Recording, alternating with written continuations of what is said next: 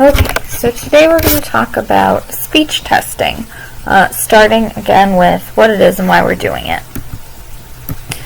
Very basics. For speech testing, instead of using pure tone stimuli or tonal type stimuli, you're instead going to be using recorded speech or live speech. In terms of transducers, you can actually do speech testing through any of the transducers.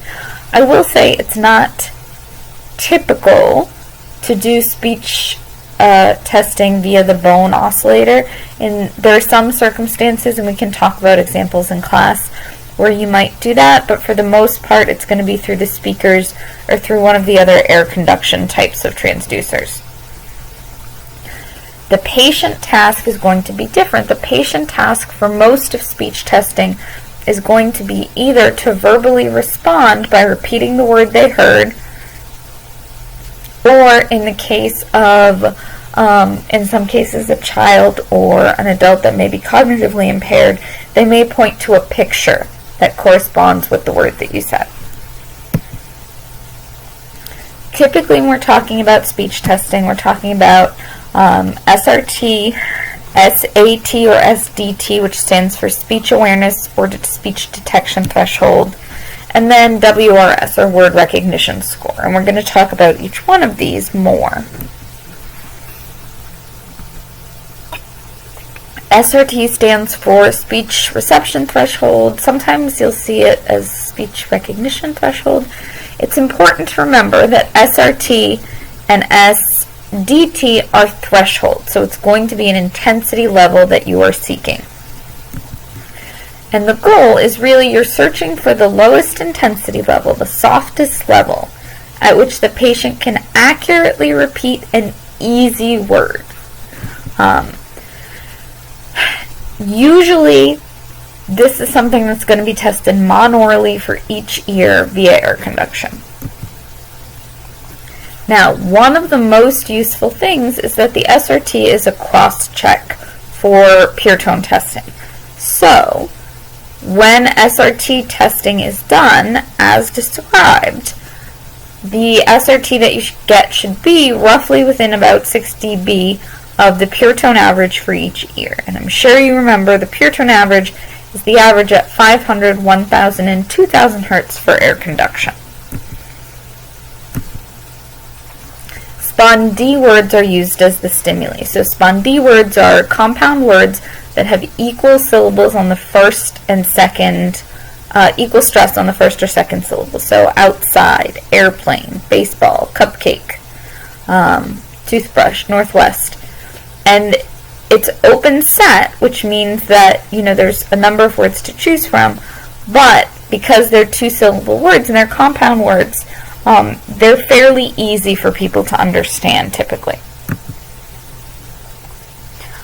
You can either do it recorded using a CD player, or in the case of a computerized audiometer, a computer, or you can do it using MLV, which is monitored live voice.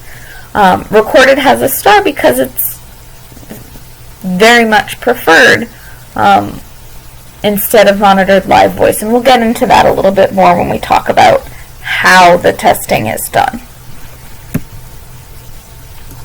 SDT and SAT, there are two different ways to abbreviate the same thing. They're typically used in cases when the SRT is not possible. So, in young children or people that are cognitively impaired, where they're not able or they're unwilling to repeat a word back, or sometimes people that have very, very poor hearing, where their thresholds are down at 95 or 100, they're not going to be able to hear the word to repeat it. And so all you're going to get is a speech awareness threshold. It only tests awareness of the speech sound. So the person's not going to be repeating the word.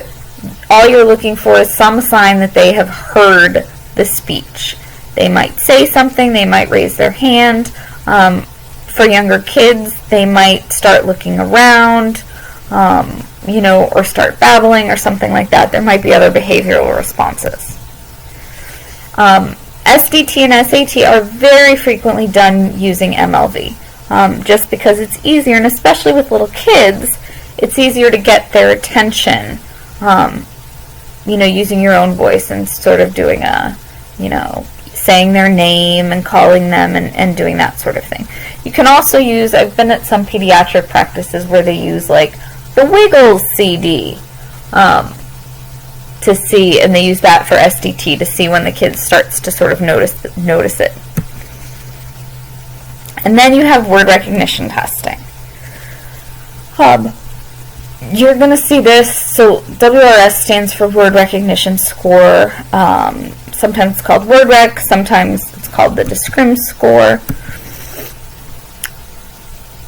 We do WordRec for a number of different reasons. Basically, the word recognition score is going to give you some idea of what percentage of words the patient can hear and repeat exactly in an ideal environment.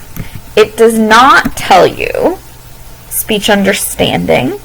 It doesn't tell you anything about their language.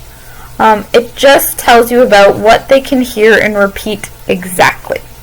And by default, we're talking about word rec and quiet. When we talk about how, we'll talk a little bit about noise too. But there can be multiple different reasons that you're doing word recognition testing, and we'll talk about some of those later as well. You can test it monoraurally, you can test it binaurally, you can test word recognition and noise, you can test it with or without visual cues. As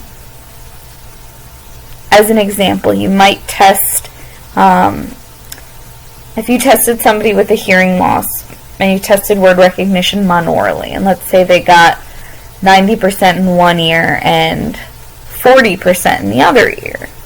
If I'm thinking about putting hearing aids on that person, I want to know if they listen with both ears together, how is their speech understanding going to be? Because in some cases, when there's really poor word recognition in the bad ear, all it does is distort the sound. So then I might do a word recognition score where they're listening with both ears together at the same time and see if the score is at least as good as the best ear, and make hearing aid recommendations based on that. Word recognition and noise gives you a more ecologically valid measure and understanding. So testing word recognition and noise helps you understand a little bit more clearly what the patient can hear and repeat in a more lifelike real-world situation. And then with and without visual cues, obviously you have to do monitored live voice for this.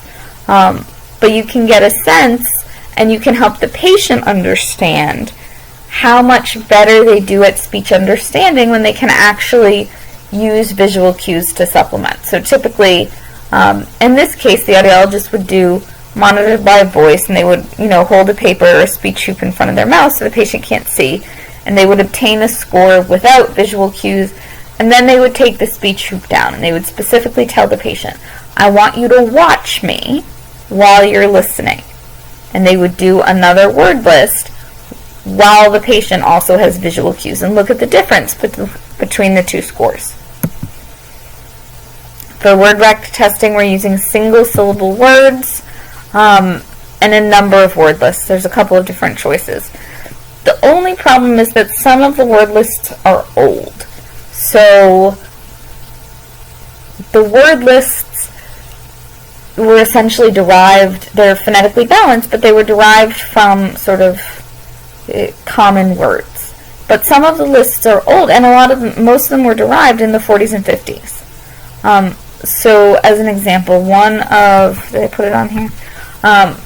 One of the NU6 lists has the word laud, L-A-U-D, on it.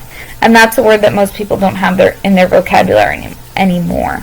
One of the word lists has the word pew, like a pew in a church. And that's a word some people don't know anymore. So you have to sort of look at interpretation a little bit with those lists.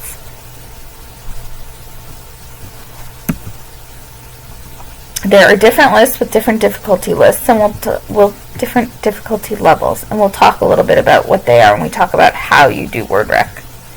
And again, you have the option for recorded speech versus live voice speech.